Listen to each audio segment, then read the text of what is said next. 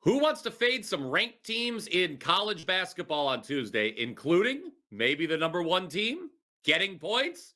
Who better to do that than myself and Mark Zinno here on the Morning Wager?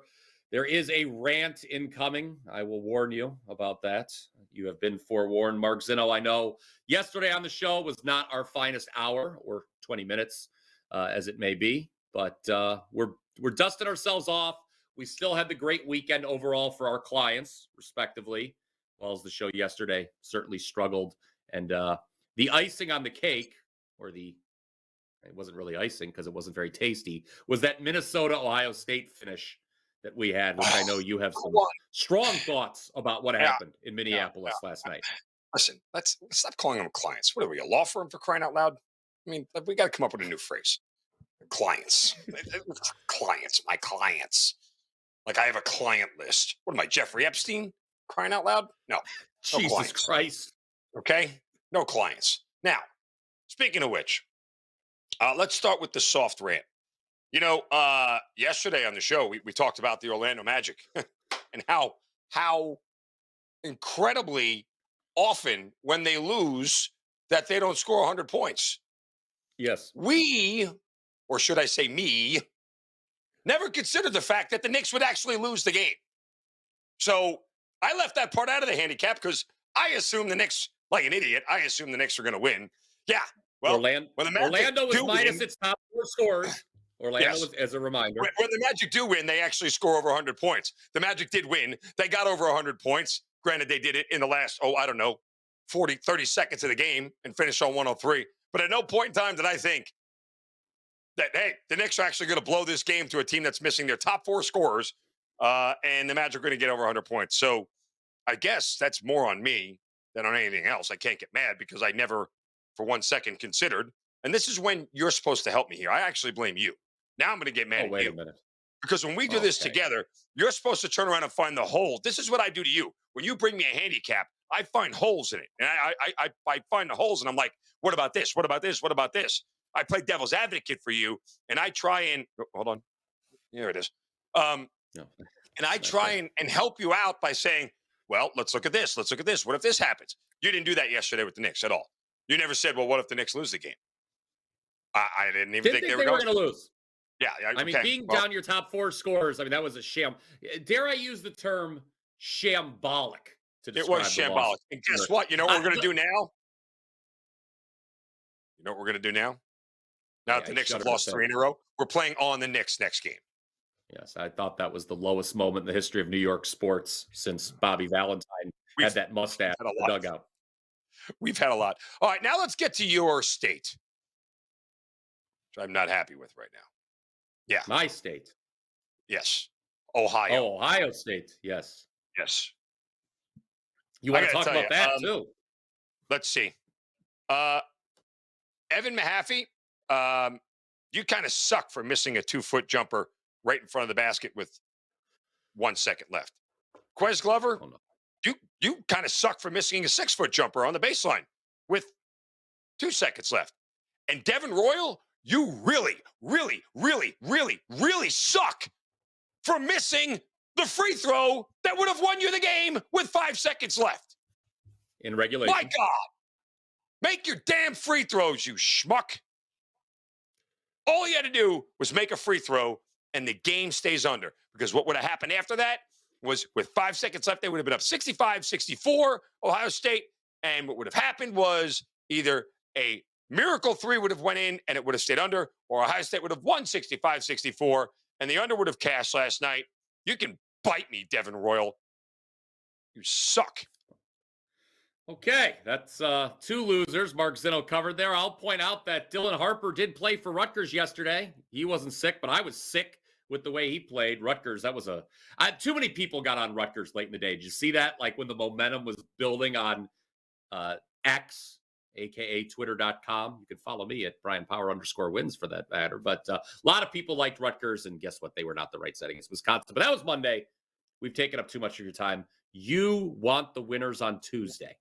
And how about, can I go first, Mark, here? I feel you needed a moment to catch your breath. I'm going to go first. I'm going to change it up. Sure. I apologize to Dan for tearing up the format sheet. I'm going to go first.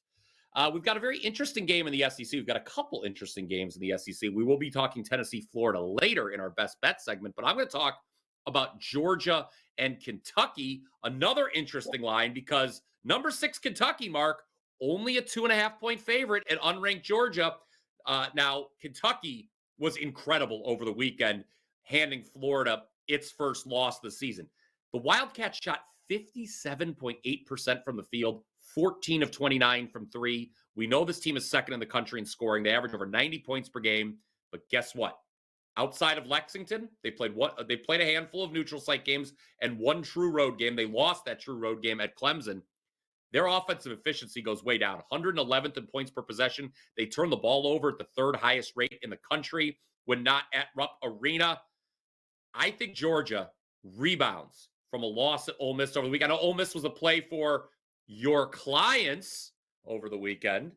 Georgia, opposite shooting that we saw from Kentucky over the weekend. Georgia was 29.3% from the field in that loss to Ole Miss, 2 for 18 from three. Call me crazy. I think we're going to see better shooting in Athens at home this season.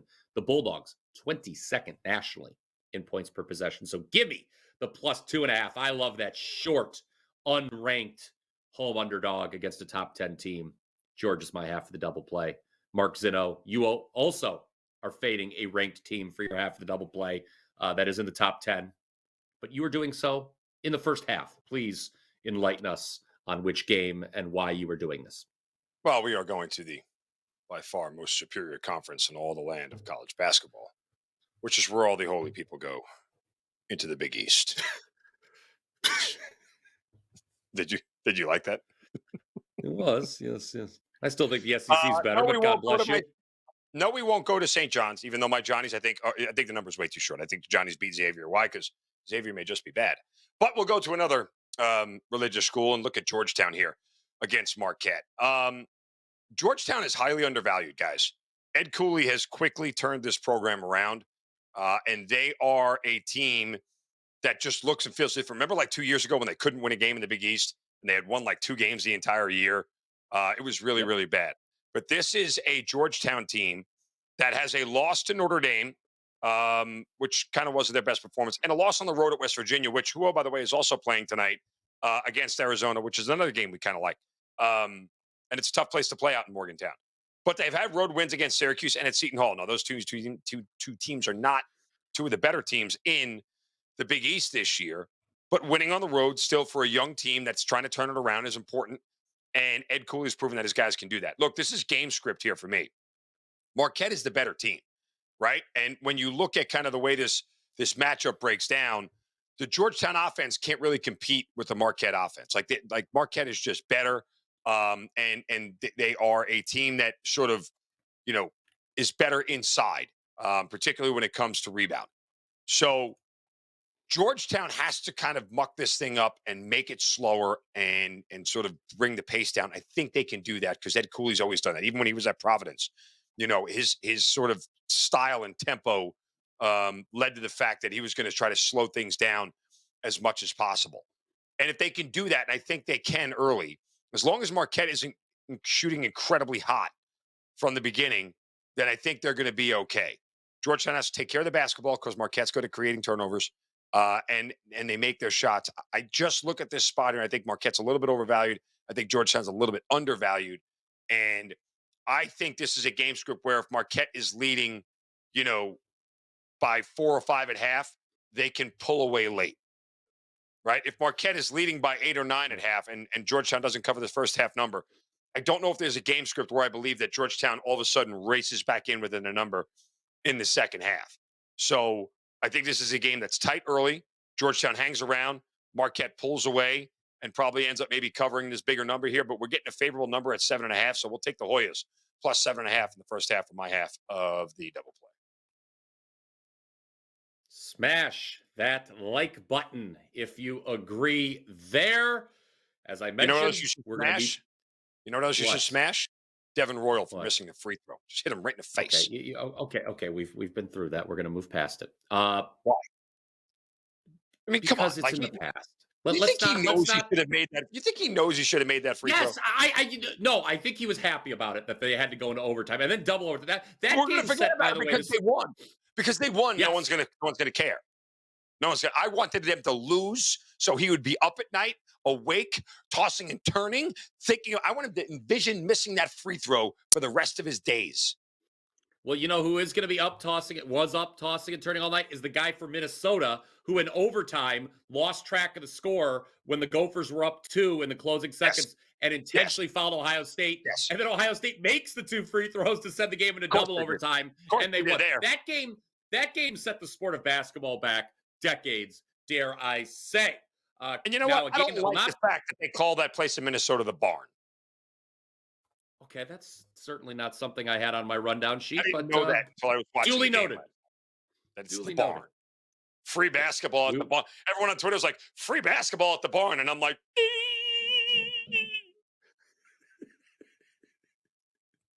I can picture you in your house doing that while looking at Twitter. You can staring at follow my him, by phone the going, way, at Mark Zinno.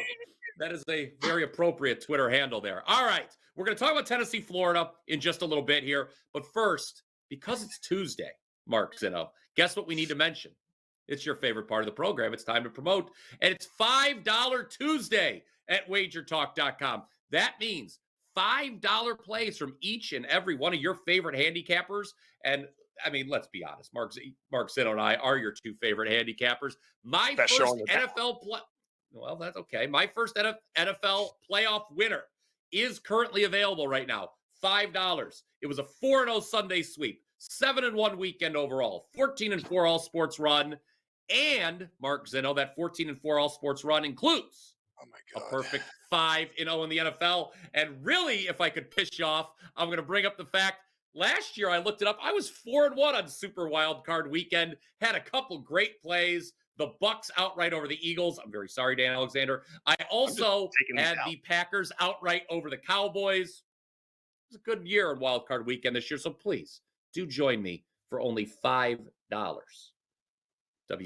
WT.buzz/BP. Mark? I literally didn't hear the last 10 seconds of what you said because I was tired of hearing you promote yourself. So I took my headphones out so I didn't have to listen. That's rude. Well, you took too long. You took too long. There was too much promoting. It's not what this show is about. It's not what I this had show some is nice about. things to say about myself. I'm sure you did. I'm sure you did. And I like you. And everything you say about yourself, Thank I you. would genuinely agree with because I think that. But you took too long. Took too long. Would this. you like to say ready? anything? Sure. Oh, here we go. You ready? Okay. Yes. $5 Tuesday, 10-4 record in college football. You know what I've realized? Putting out a $5 Tuesday play on any Penn State game is where I've gone wrong. So we're not doing a $5 play on the Penn State game, but it will be in college football because I'm 10-2 otherwise, including 5% winners on $5 Tuesday. WT.buzz/MZ. Done. See? That's it. Nobody cares. Nobody cares. That is Mark Zinno, a man who cares far Nobody- more about Ohio State missing free throws than he does his own I care more about self-promotion. that guy, yeah. And by God, we love him for it. Okay. I'm a hard person to should we love, talk about- Brian Power. I'm a hard person to Oh, love. Yeah, I don't That's want my to ex-wife. get into the. Yeah, I was not going to make that joke. All right. Anyway, NFL. Do we want to talk about the NFL playoff lines at all? Dare I say they've been out? Let's do that. Okay. Well, we'll do that for real quick. Any early takeaways from these NFL playoff lines? Obviously, Kansas City gets the bye in the AFC. Detroit gets the bye in the NFC. We've got the Chargers in the AFC. It's interesting. I don't think they've ever done this before where the 3 AFC games are all first and then it's the 3 NFC games. I don't remember them doing that scheduling wise, but we've got the Chargers as a 3-point favorite in Houston on Saturday. Baltimore's out to a 10-point favorite at home against Pittsburgh Saturday night. Then the early Sunday game, Buffalo -8.5, -9 against Denver. We move to the NFC.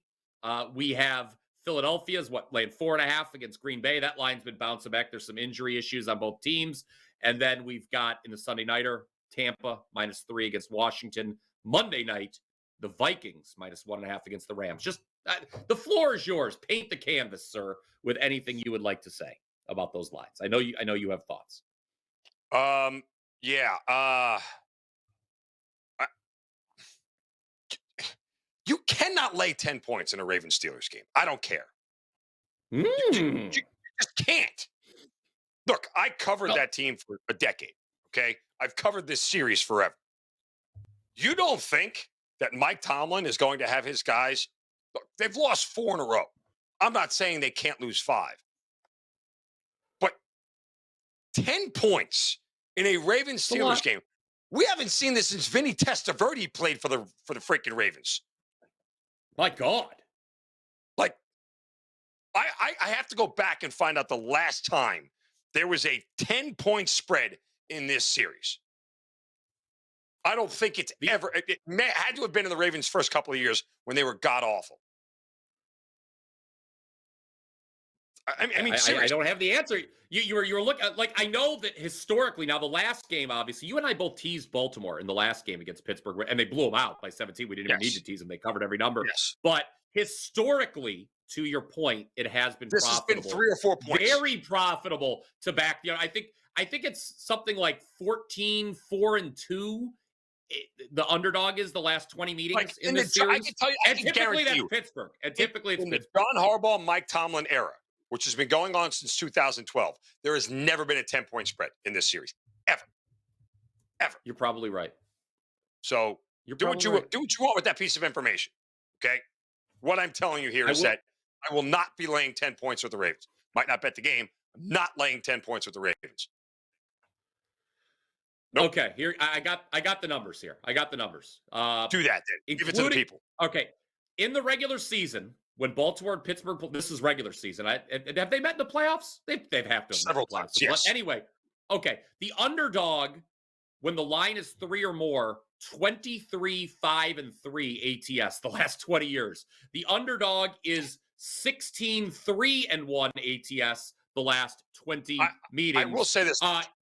Going back to 2020, the last meeting was the only time that it was decided by more than 7. Yes. Okay. If this hits 10.5, it might be a fire on Pittsburgh. Ooh. And my guess is once it hits 10.5, sharp betters, you know, me, will end up betting Pittsburgh in the buyback, and the buyback will come. I knew Yes, you were going to roll your eyes at that. I did. All right. Not as sharp as a prison shank. Um, Okay.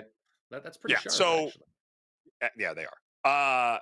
But yeah, if it gets to 10.5, I probably will fire on Pittsburgh. That's it. The Oh, disrespect showing Mike Tomlin is ridiculous. And again, you know, the only way that ends up being a double digit game, in my opinion, is with one of those defensive or offensive miscues, like on, and get it is Russell Wilson, like where he throws a pick on his mhm. own 18-yard line, and all of a sudden the Ravens get a free score when they got to go 6 yards, right? Like that's the way Yeah. that thing ends up getting outside the numbers. So that was my first reaction. You know, you guys know my affinity for Josh Allen, the Buffalo Bills. I haven't tried to hide it, but the pucker factor with Sean McDermott in the playoffs is something you have to acknowledge. Oh, I So, don't. if you're still seeing 8.5s out there with Buffalo, you might want to jump in and find a partner to tease it with. I think there are good options around. Um, the interesting thing about Philadelphia and Green Bay, it's like, imagine Philadelphia lays an egg in the first round of the playoffs. Like, what happens to Nick Sirianni? There's some people on the line right now that don't want to hear that. Oh, yeah, that's right. Sorry, I forgot Dan is producing the show today. Um, I'm just kind of curious as to what happens. The Washington Tampa Bay thing is interesting. You Those, and I had this those conversation. are two teams I don't like. I don't like Okay, well, either of I those want to get to the teams. team I don't like in a minute, but here's what I said to you. Remember, I said the best version of Washington is better than the best version of Tampa Bay. The problem for Yes. me is that when it comes to Washington, there's more variance in the best version of them, right? I think Tampa Bay is a little bit more consistent. Their Yes. high isn't as high as Tampa Bay, but as Washington, but their low isn't as low. So, um, I mean, if you're telling me right now, like, remove the fact that it's a playoff game. If we assume the 3 points for home field, Washington and Tampa regular season game, neutral site field. You telling me it's a pick 'em? Because I don't think it is. I think odds makers make Washington a favorite. I think there's some value in Washington as a dog.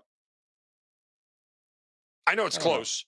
Might be 1 or 2 point favorite, but we didn't know what Washington was going to become, obviously, but Tampa Bay did close -3.5 in week 1. Dan just hit a note, just making sure that we're wondering what's going to happen to the guy that just won 14 games again. Um, Listen, all I'm saying here is that the volatility of Philadelphia for a guy who walked into this season, um, who won what 13 games or 12 games, 11 games last year, that he was getting fired when the season started. It's fair to ask the question. You want to fire every coach, though, to be fair. Philadelphia does, yes. As a city, they want everybody No, fired. you do. No, not the city of Philadelphia. I'm talking about the city of Mark Zinno wants to fire every head coach. I only want. That's why Mark Zinno is an honorary Philadelphian. I don't call for any coaches firing other than one man. It's only one guy who doesn't deserve to have a job in the NFL. That's it. His name is Zach Taylor. And the idea that they just scapegoated the DC was a joke to me. It was an absolute joke. So Zachary Taylor was our 12th president, by the way, for those keeping score at home. He actually spelled his name the right way.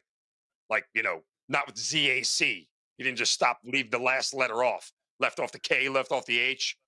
I don't think they did that back in the 1800s. They didn't do that. One letter short. His Spider Y2 banana is only Spider 2 banana because he left off a letter. Okay. All right. Let's get to there's the one more game, and then we want to get to Florida, Tennessee.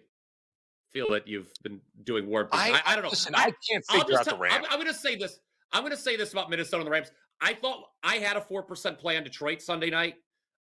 The version of the Vikings we saw in that game is not indicative of where they were at. They looked so good against Green Bay the previous week. They should have won that game by more.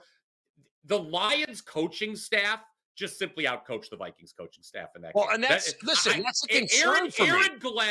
Aaron Glenn had an outstanding game plan that no one saw coming for a week. All we heard is how banged up the Lions defense were, and that's true. It's not something that was made up. The ever-loving spit out of Sam and it was risky, right? That's what the Lions do. They no risk it, no biscuit, baby. They say, hey, okay, this team has Justin Jefferson. What if we just tried man-to-man coverage on him, yet just sent the house every play? And Sam Darnold was not prepared for all the blitzing, and that's what happened. He looked like the Sam Darnold of the Jets. That's what he looked like. Yes, I'll say this. This is my take, and then we'll go to Florida, Tennessee. I think the Rams are the worst team in the playoffs, pretty comfortably. That's just my take. All right, I can't argue with you. Every time I bet on the Rams, Sean McVay forgets how to coach, and they play like absolute dog poo. Every time I bet against him, it's like McVay's coaching in the Super Bowl again, and Matt Stafford has hit the rewind button for 20 years. I can't. So yeah, somebody tell me what to do. They won 10 games, won a division title with a negative point differential. So there you go. Kind of indicative of what you said. That bothers the hell out of me, doesn't it? It does. It ruins my spreadsheets. It makes colors turn red. It's a whole crazy thing. We'll talk about that at a different day. Anyway, you mentioned Pittsburgh getting a measure of disrespect, perhaps the Steelers. That was being double-digit underdogs to Baltimore. What do you got to say about the number one college basketball team in the country, the Tennessee Volunteers, the only undefeated team left we have in the country, an underdog tonight in the swamp, Gainesville, Florida, at Florida, who just lost their first game of the season on Saturday to Kentucky. I mentioned that earlier. Guess what, folks? Spoiler alert. Mark Zinno and I believe after tonight, there will be no more undefeated teams in college basketball. Yeah. I can't tell you guys how much it makes Brian Power happy to play against the lone undefeated team in any given sport. I mean, look at the smile on his face. Like, for 2 weeks now, I've been hearing, I'm playing against all the undefeated teams because they're going to lose. You're right. They eventually are going to lose because that's usually what happens unless John Wooden is coaching. It seems that every college basketball team loses at least one game at some point in time or another. That said, we think it's going to be tonight. Why? Well, here's the thing. You guys might not know this, but 4 of the 5 top offensive efficiency teams in all of college basketball reside in the SEC. Florida happens to be number 3 on that list. This is a team that absolutely does not make mistakes on the offensive end. They are very efficient.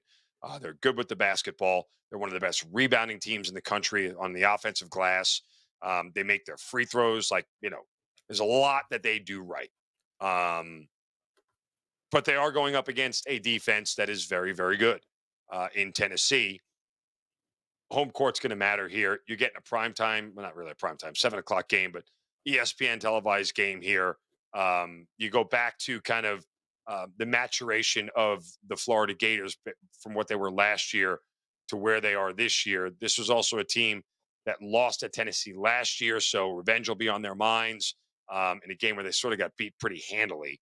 Now, again, this game is back in Florida, so we get the revenge factor built in here. Gotta love the Gators. Chomp, chomp, as they say, right? Is that what they do in Gainesville? Chomp, chomp? Yes. Chomp, chomp. Okay.